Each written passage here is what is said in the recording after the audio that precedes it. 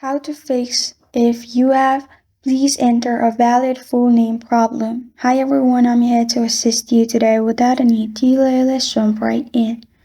If you're having a problem where it shows full name invalid, what you can do is in any form, you can type in your first name, the last name, and then make sure there's no space.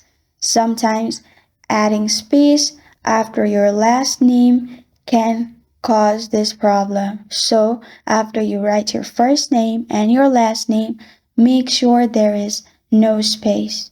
If there is any space, you can simply press on delete on your keyboard or press on X. After you have done that, your problem will be fixed. And this is how to fix if please enter a valid full name problem pops up. Thank you for joining me today. If this video helps you out, please leave a like and subscribe for more. Got a question or want to suggest a topic? Comment below. Thank you for watching.